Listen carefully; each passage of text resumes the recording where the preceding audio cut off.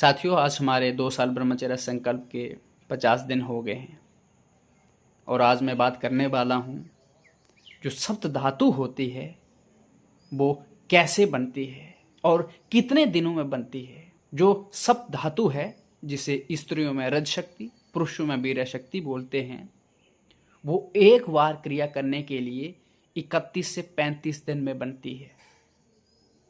सबसे पहले जो भोजन हम खाते हैं वो रस में बदलता है, फिर बाद में रस खून में बदलता है, खून फिर मांस में बदलता है, मांस फिर चर्बी में बदलता है और चर्बी फिर हड्डी में बदलती है और हड्डी फिर हड्डियाँ जो हड्डियाँ होती हैं उसके बाद वो हड्डियों के बीच का एक पदार्थ होता है जिसको मज्जा बोलते हैं, उसमें बदलता है और अंत में वो मज्जा जो होता है वो सप्तम धातु के रूप में बदलता है, जिसे स्त्रियों में रज शक्ति, पुरुषों में वीर्य शक्ति बोलते हैं।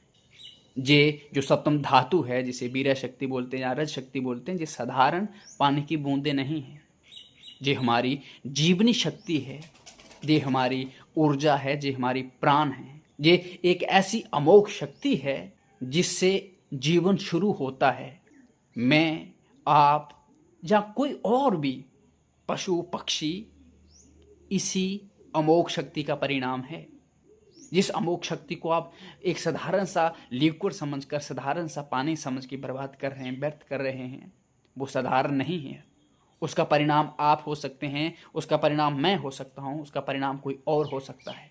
लेकिन जब आप इस धातु की, इस ऊर्जा की, इस जीवनी शक्ति को, महत्व को नहीं समझते हैं तो जो लोग इसको यूं ही मनोरंजन में, मौज मस्ती में व्यर्थ कर रहे हैं, नष्ट कर रहे हैं, उनका जीवन क्या होगा।